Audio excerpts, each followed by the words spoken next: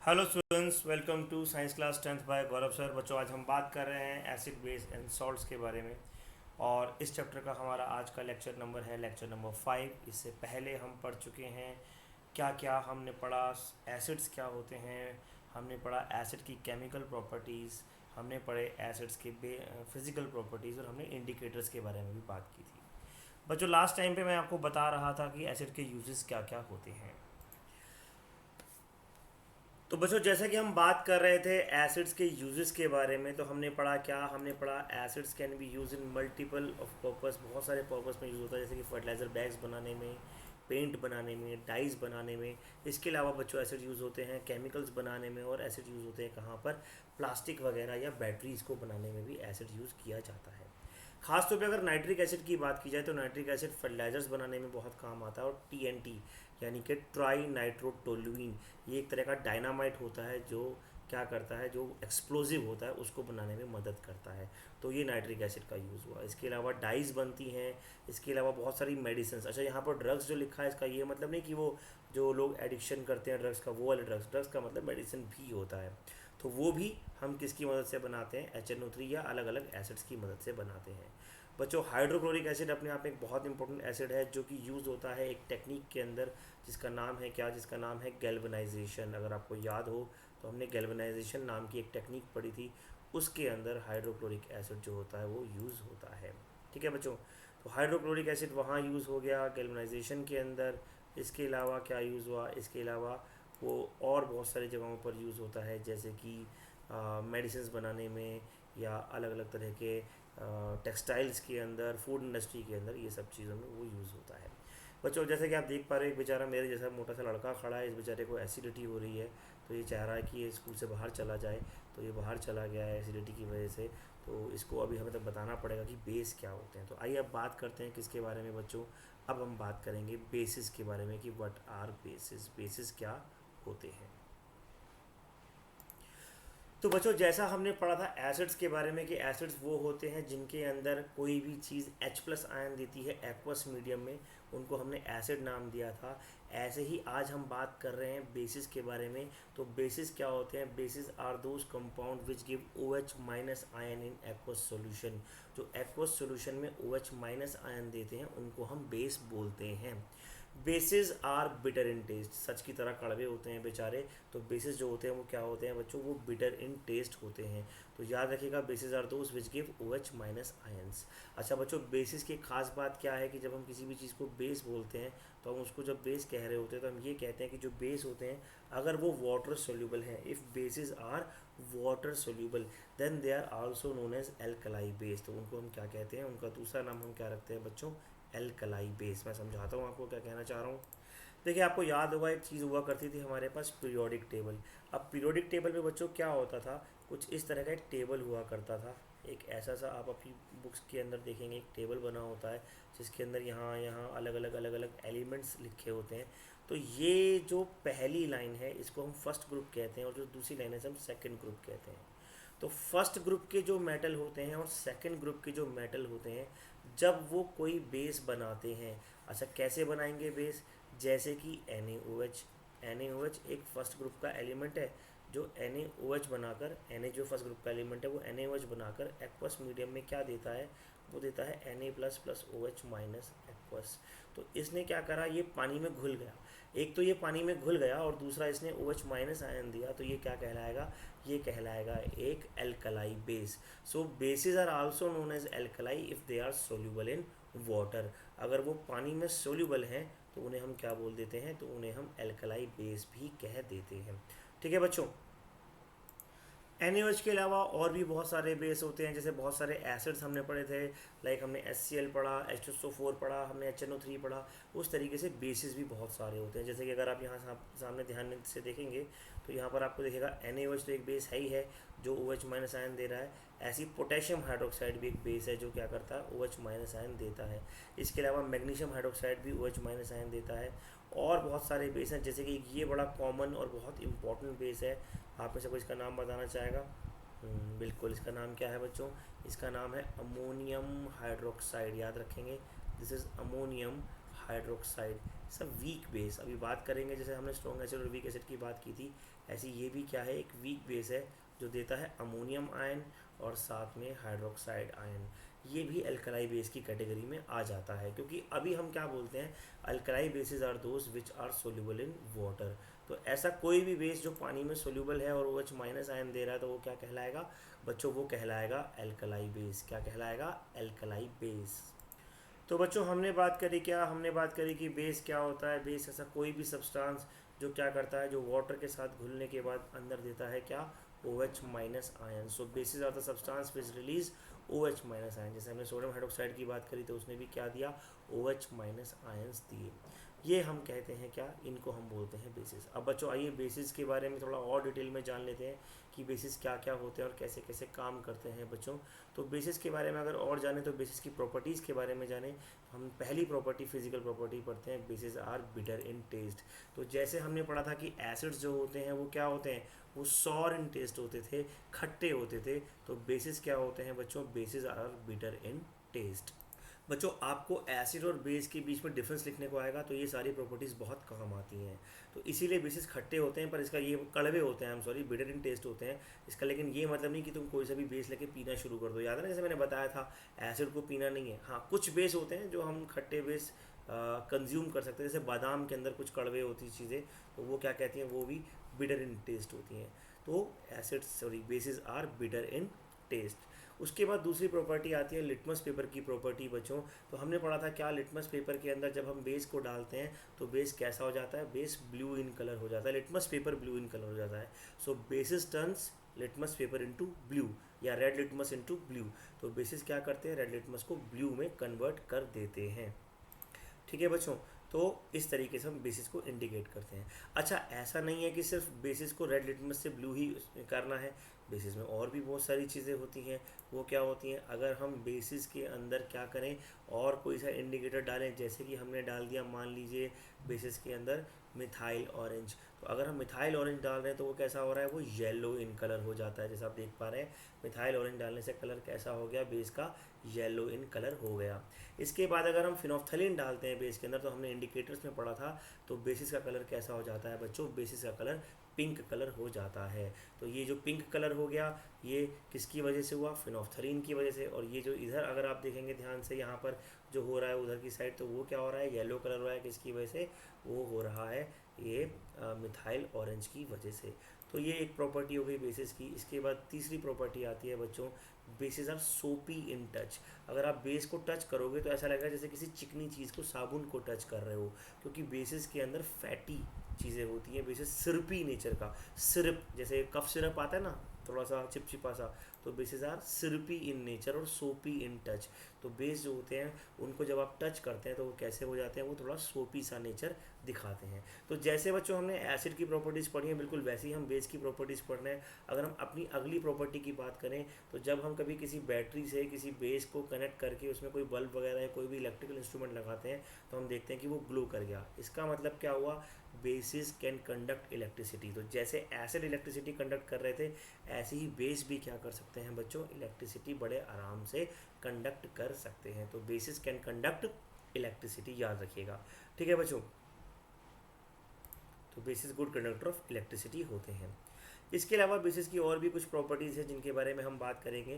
तो जैसे कि अगली प्रॉपर्टी क्या है कि, वैसे आपको एक्सपेरिमेंट घर पे करना नहीं चाहिए, लेकिन फिर भी मैं आपको बता देता हूँ कि जब आप बेस को टच कर, एक्सपेरिमेंट घर पे करना नहीं चाहिए पर फिर भी बता रहा हूँ, अगर आप बेस को उसका सोल्यूशन बनाएंगे और उसको पानी में डाल के घोलेंगे और फिर आप उसको टच करेंगे, तो आपको क्या दिखेगा, आपको दिखेगा कि बेस का जो सोल्यूशन है वो गर्म हो गया। आपने 5 ग्राम बेस, इस तरीके से बेसिस जो होते हैं वो जो होते हैं सोल्यूशन उनका वो गर्म हो जाता है। So they liberate heat when we dissolve them in water. अब बच्चों बेसिक केमिकल प्रॉपर्टीज़ के बारे में बात करें तो बेसिक केमिकल प्रॉपर्टीज़ भी एसिड की जैसी ही होती हैं जनरली। पहली प्रॉपर्टी जो कि बहुत important, when we add any metal with base they form salt. वो क्या बनाते हैं बच्चों, सॉल्ट बनाते हैं। So bases form salt when we add them with metal. लेकिन इनके जो सॉल्ट होते हैं वो मेटल प्लस एसिड वाले सॉल्ट से थोड़ा अलग होते हैं। तो बेस प्लस मेटल की केमिकल प्रॉपर्टी के बारे में थोड़ा सा मैं आपको और अच्छे से एक्सप्लेन करता हूँ। तो बच्चों जैसा कि आप देख पा रहे हैं कि यहाँ पर भी क्या हो रहा है, यहाँ पर भी बेस के साथ जब हम मेटल की रिएक्शन करते हैं, जैसे हमने एसिड के साथ मेटल की रिएक्शन करी थी, तो एसिड प्लस मेटल ने क्या दिया था, एसिड प्लस मेटल ने दिया था बच्चों, अगर आपको याद हो, सॉल्ट प्लस H2 गैस। तो यहाँ पर भी वही काम हो रहा है, यहाँ पर भी क्या मिल रहा है आपको, सॉल्ट मिल रहा है और H2 गैस मिल रही है। लेकिन इसमें और जो मेटल वाली रिएक्शन है, दोनों में थोड़ा सा फ़र्क है। वो फ़र्क क्या है वो समझते हैं। जब हम मेटल के साथ किसी एसिड की रिएक्शन करते थे, जैसे हमने क्या करा था, जिंक के साथ रिएक्शन कराई थी एसिड की रिएक्शन, तो हमें मिला था ZnCl2 प्लस H2 गैस। बड़ा सिंपल सा क्वेश्चन था, बड़ा सिंपल सा आंसर आ गया था, ZnCl2 बन गया था। लेकिन यहाँ पर जो आप सॉल्ट देख पा रहे हैं, वो सॉल्ट थोड़ा अलग सा सॉल्ट है। जैसे इसका नाम है यहाँ पर, अगर आप इस सॉल्ट का नाम देखेंगे तो सोडियम जिंकेट। अब ये क्या है, पहली बात तो ये कि यहाँ पर जो सॉल्ट बना वो थोड़ा अलग सा बना, दैट इज़ सोडियम जिंकेट। देखिए ये दो चीज़ों से मिलकर बना है, एक तो सोडियम आयन से बना है और साथ में इसमें क्या बना बच्चों, zincate ion. This ion is known as zincate ion. Zincate ions बनेंगे जब NaOH जिंक के साथ रिएक्ट करेगा। ऐसे ही जब आप क्या करेंगे, ऐसे ही जब आप NaOH को रिएक्ट कराएंगे किसके साथ, NaOH को रिएक्ट कराएंगे एल्यूमिनियम के साथ, तो वहाँ बन जाता है सोडियम एल्यूमिनेट। तो NaOH plus Al will give AlZnO2, AlZnO2 यानी कि एल्यूमिनेट, सोडियम जिंकेट, और यहाँ पर क्या आ गया, एल्यूमिनेट। क्या आ गया यहाँ पर बच्चों, एल्यूमिनेट। तो इस तरीके से एल्यूमिनेट बन गए। तो जिंकेट, एल्यूमिनेट, मैंगनेट, इस तरीके, सिलिकेट, प्लम्बेट, क्रोमेट, इस तरह के कंपाउंड बनते हैं। आपको सारे कंपाउंड याद नहीं करने हैं, आप केवल जिंकेट का नाम याद कर लीजिए, एग्जाम में यही ज़्यादा आता है। तो सारे मेटल वैसे भी ये रिएक्शन नहीं दिखाते हैं, यहाँ पर आप ध्यान से देख पाएंगे that all metals such reactions are not possible with all metals. तो सारे मेटल्स ये रिएक्शन नहीं देते हैं। इंपॉर्टेंट रिएक्शन है, लर्न करनी ज़रूरी है, लेकिन ये केवल एक ही रिएक्शन लर्न कर लीजिए, आपका काम हो जाएगा इसके अंदर, that is sodium metal when react with zinc, sorry sodium hydroxide when react with zinc it gives sodium zincate. तो इनके सॉल्ट थोड़े अलग से बनते हैं बच्चों। ठीक है बच्चों, तो ये आपको याद रखना है कैसे कैसे ये रिएक्शन होती है। अच्छा, हमें कैसे पता चलेगा कि यहाँ पर H2 गैस निकल रही है, तो याद करिए मैंने आपको बताया था H2 गैस निकलने का तरीका क्या है। H2 गैस निकलने का तरीका क्या है कि जब हम यहाँ पे मैस्टिक लाते हैं, तो मैस्टिक जब हम लाएंगे तो वो क्या होगा, वो पॉपिंग साउंड के साथ बर्न हो जाएगी। Now this popping sound shows the presence of hydrogen gas. ठीक है बच्चों, अगली प्रॉपर्टी आती है कि जब बेस रिएक्ट करते हैं किसके साथ, नॉन मेटल ऑक्साइड के साथ, तो वो बनाते हैं क्या, सॉल्ट और H2O। जैसे एसिड रिएक्ट कर रहे थे मेटल ऑक्साइड्स के साथ, ऐसी सेम कहानी हो रही है यहाँ पर, बेस रिएक्ट कर रहे हैं किसके साथ, नॉन मेटल ऑक्साइड्स के साथ। तो जैसा कि आप देख पा रहे हैं यहाँ पर एक रिएक्शन आपके सामने है। कौन सी रिएक्शन है कि हमने कैल्शियम हाइड्रोक्साइड को रिएक्ट कराया कार्बन डाइऑक्साइड के साथ। तो कैल्शियम हाइड्रोक्साइड एक बेस है और कार्बन डाइऑक्साइड क्या है, एक नॉन मेटल ऑक्साइड है। क्या है, एक नॉन मेटल ऑक्साइड है। तो हम अगर बात करें इसकी कि when calcium hydroxide react with, यानी कि CaOH whole twice react with CO2, where CO2 is non metal oxide, क्योंकि कार्बन कैसा होता है, नॉन मेटल होता है। तो ये क्या हो गया, नॉन मेटल ऑक्साइड। हमें मिल रहा है सॉल्ट, और वो सॉल्ट कौन सा है, CaCO3 प्लस साथ में हमें मिल रहा है H2O। अच्छा, अब यही रिएक्शन हमने यूज़ करी थी किसके अंदर, लाइम वाटर टेस्ट के अंदर। हमने बोला था कैल्शियम हाइड्रोक्साइड एक लाइम वाटर है, जिसके अंदर हम क्या करेंगे, जब CO2 पास करेंगे तो वो जो कंपाउंड बनाएगा वो मिल्की कंपाउंड बन जाएगा। याद है ना, वो कंपाउंड कैसा बन जाता था, वो कंपाउंड मिल्की कंपाउंड बन जाता था। तो इस तरीके से मिल्की कंपाउंड यहाँ पर बन जाता है बच्चों, और वो क्या करता है, और फिर वो हमें CO2 का टेस्ट दे देता है। तो इस तरीके से बेस जब रिएक्ट करते हैं नॉन मेटल ऑक्साइड्स के साथ, तो क्या बनाते हैं, वो सॉल्ट बनाते हैं और H2O लिबरेट करते हैं। बच्चों अब बात कर लेते हैं यूजेस ऑफ बेसिस के बारे में। ज़्यादा रिएक्शंस बेसिस की नहीं थी, बस इतनी ही रिएक्शन थी। तो हमें बेसिस की यूजेस जो पढ़ने हैं वो मैं आपको बता देता हूँ। यूजेस ऑफ बेसिस क्या क्या हो सकते हैं, बेस कैसे कैसे काम करते हैं बच्चों। तो यहाँ पर आप देख पा रहे हैं बेसिस के यूजेस क्या क्या हैं। जैसे कि पहला यूज़ है बेस का in the manufacturing of soap, paper and synthetic fibres. Same uses हमने एसिड्स में भी पढ़े थे, हालांकि एसिड में हमने सोप नहीं पढ़ा था। यहाँ पर सोप एक बहुत इंपॉर्टेंट प्रोडक्ट है जो बेस से बनता है। तो basis help in the production of soap. Basis क्या बना रहे हैं बच्चों, बेसिस सोप बना रहे हैं, और बेसिस की मदद से पेपर बन रहा है, सिंथेटिक फाइबर बन रहा है। फाइबर मैंने आपको पढ़ाया था, फाइबर क्या होता है वो आपको याद रखना है। इसके अलावा बच्चों बेसिस क्या करते हैं, they are use as a bleaching powder. Bleaching के बारे में बात समझती लड़कियों को, यहाँ कान खड़े हो गए होंगे, उनको पता है ब्लीचिंग क्या होता है। लड़कों को भी पता है आजकल तो खैर ब्लीचिंग क्या होता है। ब्लीचिंग बेसिकली मतलब होता है कि जब हम किसी भी चीज़ का कलर वहाँ से रिमूव कर रहे होते हैं तो उसे हम ब्लीचिंग बोलते हैं। ज़रूरी नहीं है कि ब्लीचिंग सिर्फ ब्यूटी पार्लर में यूज़ हो रहा है या स्किन पे यूज़ हो रहा है, ब्लीचिंग कहीं भी यूज़ हो सकता है। जैसे कि अगर आपने एक बहुत सिंपल सी बात बताता हूँ, शुगर के बारे में सुनाओ, तो जो शुगर बनती है शुगर मिल्स के अंदर वो ब्राउन कलर की होती है, लेकिन उसको ब्लीच करके फिर वाइट कलर के क्रिस्टल्स बनाए जाते हैं, तो वो भी ब्लीचिंग हो गया। कपड़े का रंग निकालना हो, उसको सिंपल वाइट कपड़ा बनाना हो, तो उसे भी हम क्या कहते हैं, ब्लीचिंग कहते हैं। हम आगे पढ़ेंगे इस चैप्टर के अंदर ब्लीचिंग की तरह।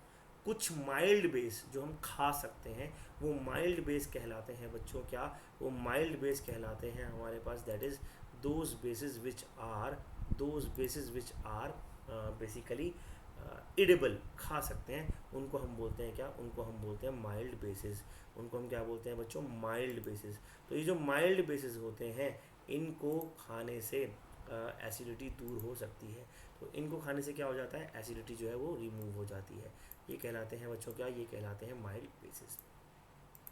इसके बाद बात करें बेसिस के बारे में आगे, अगर हम बात करें तो in the preparation of cleansing agent, यानी कि सोप के साथ साथ डिटर्जेंट वगैरह बनाने में भी बेस काम आते हैं। और किस काम आते हैं बच्चों, और वो काम आते हैं फर्टिलाइज़र्स बनाने के काम। तो इस तरीके से बेसिस के बहुत सारे काम हो जाते हैं। तो एक बार फिर समझ लेते हैं। दूसरी बात, हमने पहली बात तो पढ़ी थी कि सोप बनाने में, दूसरी बात मतलब ब्लीचिंग पाउडर बनाने में, जैसे कैल्शियम हाइड्रोक्साइड है वो ब्लीचिंग पाउडर बनाने में काम आता है। फिर हमने कहा कि भैया वो एंटासिड की तरह काम करते हैं, जैसे मिल्क ऑफ मैग्नीशिया, जिसको हम मिल्क ऑफ मैग्नीशिया को MgOH होल टू एच का सोल्यूशन होता है, वो एज अ एंटा एसिड भी काम आता है।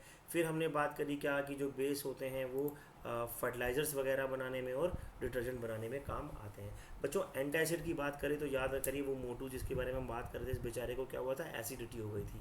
तो एंटासिड्स क्या होते हैं, वो कुछ बेसिक कंपाउंड्स होते हैं जिनको खाने से क्या होता है, जिनको खाने से स्टमक की एसिडिटी जो होती है वो थोड़ी सी दूर हो जाती है। क्यों, क्योंकि एसिड को न्यूट्रलाइज करने के लिए हमें क्या चाहिए होता है बच्चों, एसिड को न्यूट्रलाइज करने के लिए चाहिए होता है base. So antacids are those compounds which help in neutralising the acidity of acid in the stomach. तो बच्चों इस तरीके से जो एसिड्स होते हैं और बेसिस होते हैं वो रिएक्ट करते हैं। इस तरीके से हमने पढ़े एसिड और बेस के यूजेस।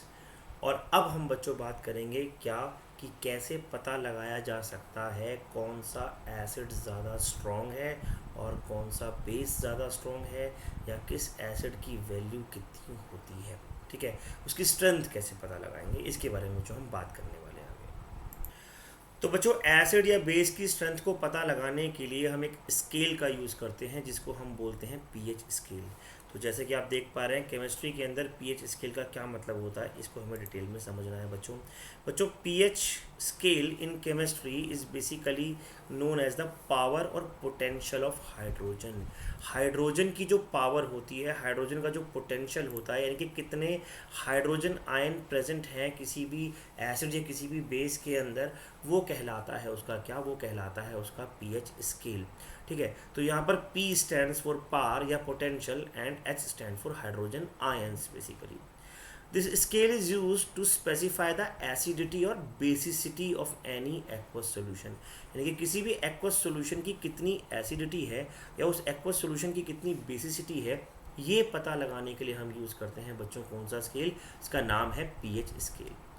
अगर कोई सोल्यूशन एसिडिक है यानी कि उसके अंदर H+ आयन ज़्यादा हैं, तो ऐसा माना जाएगा या ऐसा कैलकुलेट किया जाएगा कि उसकी पीएच की वैल्यू कम होगी, और जितना वो सोल्यूशन बेसिक होगा उतनी पीएच की वैल्यू ज़्यादा होगी। यानी कि पीएच की वैल्यू कम होती चली जाती है जैसे जैसे एसिडिक करेक्टर बढ़ता है, और पीएच की वैल्यू ज़्यादा होती चली जाती है जैसे जैसे बेसिक करेक्टर बढ़ता है। इसको समझते हैं डिटेल में, टेंशन ना लें, लेकिन सबसे पहले इसकी हिस्ट्री के बारे में थोड़ी सी बात करते हैं। बच्चों पीएच स्केल को सबसे पहले जो डेवलप करा था वो एक साइंटिस्ट ने करा था जिनका नाम था सोरेनसन।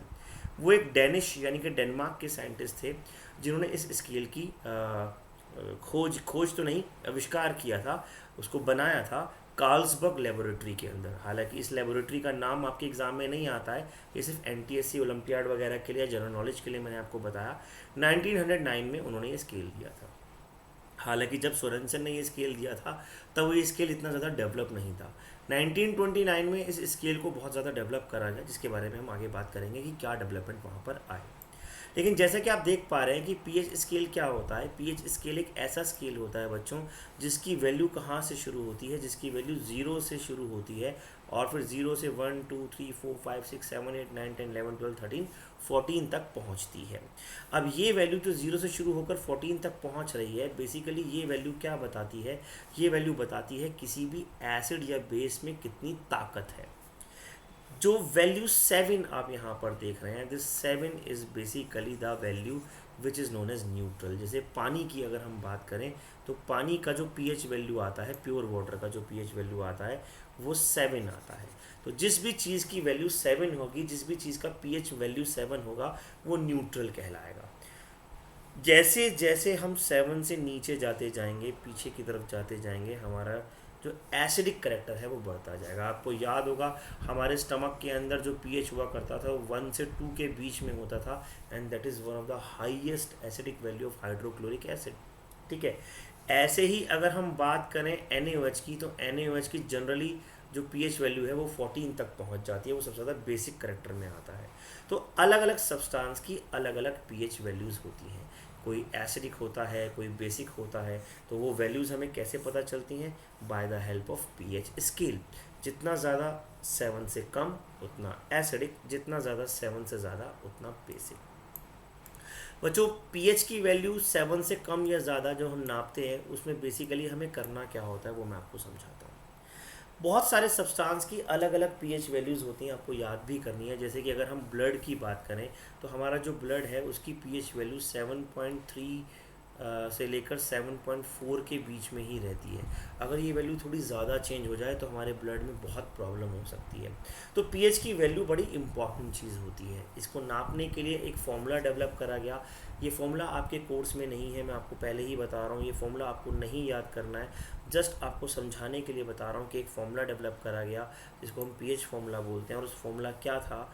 वो था pH equals to minus log H plus ion concentration. डर गए? डरने की ज़रूरत नहीं है, ये फॉर्मूला आपके कोर्स में नहीं है।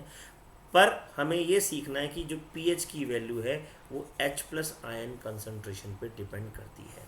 तो अगर मान लीजिए मैं आपसे कहता हूँ कि मेरे पास कोई चीज़ है A जिसकी pH वैल्यू है मान लीजिए 6.2, और कोई चीज़ है B उसकी pH वैल्यू है मान लीजिए 13.3, तो दोनों में से कौन सा एसिडिक होगा? ऑफ कोर्स जिसकी वैल्यू 7 से कम होगी। then this thing will be acidic in nature while this thing will be basic in nature, क्योंकि इसकी वैल्यू कहाँ से ज़्यादा आ रही है? इसकी वैल्यू 7 से ज़्यादा आ रही है। बच्चों, आपको नोट्स के अंदर मैंने वो स्केल प्रोवाइड कराया और कुछ वैल्यूज़ प्रोवाइड कराई हैं, आप नोट्स में पढ़ सकते हैं। जैसे आप यहाँ देखेंगे कॉफ़ी का pH 5 है, टमाटो का pH 4 है, सोडा का pH 3 होता है, लेमन का pH 2 होता है, मिल्क का पीएच अराउंड 6.1 6.2 होता है। यहाँ पर ब्लड का पीएच 8 लिखा हुआ है, लेकिन मैं आपको जो बता रहा हूँ एग्जैक्ट वैल्यू वो है कितनी? 7.3 से लेकर 7.4 तक पीएच वैल्यू होती है ब्लड की। It is slightly basic in nature. Sorry, ये मैं वाटर में लिख गया। तो it is slightly acidic, sorry basic in nature होता है blood, that is from 7.3 to 7.4। ठीक है। एग वाइट की बात करें तो उसका पीएच 9 होता है। फिर अगर हम बात करें टैबलेट्स की, जो हम एंटासिड लेते हैं, उनका पीएच 10 के आसपास होता है। अमोनिया सॉल्यूशन जो कि बेसिक इन नेचर है, जिसको मैंने बताया था ना आपको NH3, आपने कहा था सर इसमें तो हाइड्रोजन है तो ये एसिडिक होगा, मैंने कहा था नहीं ये बेसिक है। तो जब हमने अमोनिया सॉल्यूशन का पीएच नापा तो वो कितना आ रहा था? 11 आ रहा था। सोप जो आप घर में यूज़ करते हैं वो बेसिक इन नेचर होता है, जो कि टर्मरिक को कैसा बना देता है? ब्राउन कलर कर देता है। तो ये भी क्या है? ये बेसिक इन नेचर हो गया, 12 इसका पीएच हो गया। तो इस तरीके से अलग अलग सब्सटेंसेस के अलग अलग पीएच बच्चों होते हैं। अब आगे हम बात करते हैं कि ये जो पीएच है इसका हमारी डेली लाइफ में क्या इम्पोर्टेंस है। तो जैसा कि आप देख पा रहे हैं कि पीएच का डेली लाइफ में क्या क्या इंपॉर्टेंट है। सबसे पहला इंपॉर्टेंस जो पीएच का डेली लाइफ में आता है वो क्या आता है? That pH in our digestive system. अगर हम अपने डाइजेस्टिव सिस्टम की बात करें तो हमारा स्टमक के अंदर जो पीएच है वो अराउंड 1.4 होता है, जिसकी वजह से हम क्या कर सकते हैं? जिसकी वजह से हम प्रोटीन्स को अच्छे से डाइजेस्ट कर पाते हैं। अगर ये थोड़ा कम हो जाए, यानी कि पीएच की वैल्यू बढ़ जाए, यानी कि वो बेसिक की तरफ चला जाए, तो प्रोटीन ठीक से डाइजेस्ट नहीं होंगे। और एक प्रॉब्लम और होती है कि अगर हम पीएच या हमारी ब्लड के अंदर या हमारे स्टमक के अंदर एक्सेस ऑफ एसिड निकल जाए तो पीएच की वैल्यू कम हो जाती है, जिसकी वजह से भी हमें प्रॉब्लम होती है। और इस प्रॉब्लम को हम कई बार क्या बोलते हैं, इसको हम बोलते हैं पैप्टिक अल्सर्स। पैप्टिक अल्सर्स तब होते हैं जब हमारे स्टमक का पीएच बहुत ज़्यादा कम हो जाता है, एसिडिक ज़्यादा हो जाता है। ये मैंने आपको न्यूट्रिशन चैप्टर में पढ़ाया था जब हम लाइफ प्रोसेस में न्यूट्रिशन पढ़ रहे थे। इसके बाद अगर हम बात करें बच्चों अपने दांतों के बारे में, तो हमारे जो दांत होते हैं वो कभी कभार लगता है ना पीले से पड़ गए हैं। वो पीले से क्यों पड़ते हैं? क्योंकि उसको हम बोलते हैं बच्चों क्या, tooth decay. Tooth decay one of the most common problem है, खासतौर पे इंडियन सब कॉन्टिनेंट्स में, क्योंकि हम लोग हाइजीनिक कंडीशन को इतना ज़्यादा पहले, अभी कुछ साल पहले तक हम इतना ज़्यादा इसको इम्पोर्टेंस नहीं देते थे, पर अब हमें समझ में आने लगा है। अगर हमारे दांतों का या हमारे माउथ का पीएच 5.5 से कम हो रहा है तो हमें टूथ डिके की प्रॉब्लम हो जाएगी। 5.5 से कम हो गया तो हमें टूथ डिके की प्रॉब्लम हो जाएगी। अब ये क्यों होती है?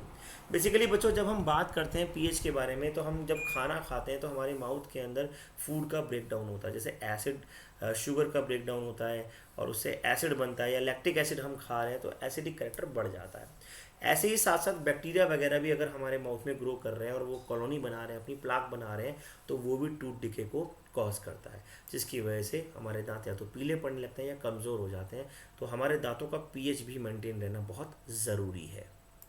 बच्चों इसके बाद बात करते हैं, ऐसा नहीं है कि सिर्फ एनिमल्स यानी कि हम लोगों के अंदर ही पीएच वैल्यू इंपॉर्टेंट है, और भी बहुत सारे ऑर्गेनिजम्स हैं जिनके पास पीएच को संभालना बड़ा इंपॉर्टेंट होता है। जैसे प्लांट्स की बात करें या सॉइल की बात करें, अगर सॉइल का पीएच अच्छा नहीं है, ठीक नहीं है प्लांट की ग्रोथ के लिए, तो प्लांट ग्रो नहीं कर पाएंगे। Soil pH and plant growth are very related to each other. Most of the plant grow best when the pH of the soil is 7। तो जब पीएच सॉइल का कितना होता है, न्यूट्रल होता है, तब प्लांट सबसे ज़्यादा ग्रो करते हैं। हालांकि कुछ प्लांट एसिडिक या बेसिक मीडियम में भी ग्रो करते हैं, ऐसा नहीं है कि सारे के सारे प्लांट सिर्फ 7 पे ग्रो करें। तो जिन प्लांट्स को एसिडिक मीडियम में ग्रो करना है उनको पीएच एसिडिक चाहिए, जिन प्लांट्स को बेसिक मीडियम में ग्रो करना है उनको पीएच बेसिक चाहिए। जैसे एक फ्लावर होता है बच्चों, हाइड्रेंजिया करके फ्लावर होता है, उसकी खास बात क्या होती है कि वो एसिडिक मीडियम में अलग कलर देता है, बेसिक मीडियम में अलग कलर देता है, वो दोनों में ग्रो कर जाता है। तो इस तरीके से भी प्लांट्स होते हैं। लेकिन एक क्वेश्चन बोर्ड एग्जाम में आया करता है कि अगर किसी भी सॉइल का पीएच ज़्यादा एसिडिक है, if the pH of soil is too acidic, तो हमें क्या करना पड़ता है बच्चों? तो हमें उस सॉइल को ट्रीट करना पड़ता है कैल्शियम ऑक्साइड से, या फिर स्लेक लाइम यानी कि कैल्शियम हाइड्रोक्साइड से, या फिर कैल्शियम कार्बोनेट से। ये क्या करते हैं? ये सॉइल के पीएच को बढ़ा देते हैं, एसिडिक नेचर को कम कर देते हैं। तो इस तरीके से सॉइल का पीएच भी बहुत इंपॉर्टेंट होता है बच्चों। इसके बाद अगर हम बात करें पीएच के बारे में और आगे, तो प्लांट्स के साथ साथ एनिमल्स भी पीएच का यूज़ करते हैं। कुछ लाइक मॉस्किटोज, इंसेक्ट्स वगैरह, आर्थ्रोपोड्स वगैरह पीएच का यूज़ करते हैं अपने डिफेंस मैकेनिज्म के अंदर। कैसे करते हैं अगर हम इसकी बात करें बच्चों, तो जैसे कि सबसे पहले हम बात करते हैं किसकी, हनी बी की। हनी बी आपको पता है मधुमक्खी जिसे हम कहते हैं, अगर वो किसी पर्सन को काट ले तो इन्फ्लेमेशन हो जाता है। वो क्यों हो जाता है? क्योंकि हनी बी अपने अंदर से एसिडिक लिक्विड निकालती है, and that acidic liquid is known as SCOOH और फॉर्मिक एसिड। ये फॉर्मिक वर्ड भी बच्चों कहाँ से आया? फॉर्मिका से। ग्रीक भाषा में हनी बी को फॉर्मिका कहते हैं, तो वहाँ से निकला वर्ड फॉर्मिक एसिड। इसका एक और नाम होता है मिथेनोइक एसिड भी। तो हनी भी क्या निकालती है? एसिड निकालती है। अब उस एसिड से बचने का तरीका क्या है? अगर काट ले तो हमें बेकिंग सोडा लगाना चाहिए अपने उस जगह पर जहाँ पर वो काट रही है, ताकि उसका न्यूट्रलाइजेशन हो सके। ऐसे ही अगर वास्प हमें स्टिंग करते हैं, वास्प स्टिंग हमें लगता है काटते हैं, तो वो क्या करते हैं? वो अपने अंदर से एल्कलाइन लिक्विड निकालते हैं और हमारी बॉडी में रिलीज़ कर देते हैं, जिससे हमें दिक्कत आती है। अब ये बेसिक है, तो बेसिक से बचने के लिए हमें क्या करना पड़ेगा? हमें माइल्ड एसिड यूज़ करना पड़ेगा। अच्छा याद रखिएगा, माइल्ड एसिड या माइल्ड बेस यूज़ करना है। ऐसा ना हो कि आपको मान लीजिए मधुमक्खी ने काटा और आपने NaOH लिया और बॉडी पे उड़ेल दिया, पता चला लेने के देने पड़ गए। या मान लो आपको वास्प ने काटा और आपने अपनी बॉडी पे H2SO4 डाल दिया, तो भैया वो कहावत है ना कि चौबे जी छब्बे जी बनने गए और दूबे जी बनकर आ गए, वो वाला हाल हो जाएगा। तो आपको विनेगर लगाना है। और वैसे भी ये सब काम हमें कहाँ करना चाहिए? किसी न किसी बड़े की गाइडेंस के अंदर करना चाहिए। ऐसे ही बच्चों, जो आंट यानी कि आंट, कौन सी आंट? घरों के पड़ोस वाली आंट नहीं, हालांकि वो भी काटती हैं कई बार, गंदे गंदे बात बोल देती ना, आपका बच्चा तो पढ़ता ही नहीं है, आपका बच्चा तो ये करता ही नहीं है, वो भी एक तरह का ऐसा कैसे स्टिंग ही है, पर चलिए खैर कोई बात नहीं, हम आंट की बात कर रहे हैं किसके बारे में, जो चींटियाँ होती हैं वो भी जब हमें काटती हैं तो वो भी एक बर्निंग पेन देती हैं, किसकी वजह से, एसिडिक मीडियम की वजह से। और इससे भी बचने का तरीका क्या है, bye rubbing with mild base, हम किसी माइल्ड बेस से या सोडा से अगर अपने आप को रब करते हैं तो हम उससे बच सकते हैं। तो ये बच्चों क्या है, pH of importance of pH in daily life. इसके अलावा और भी बहुत सारे इंपॉर्टेंस हैं, जैसे कि आपने सुना होगा एसिडिक रेन, आजकल एक बहुत बड़ी प्रॉब्लम चल रही है एसिडिक रेन, क्योंकि एनवायरनमेंट में इतना पोल्यूशन आ चुका है जिसकी वजह से जो रेन होता है, जो रेन वाटर होता है, वो कैसा हो जाता है, वो एसिडिक हो जाता है।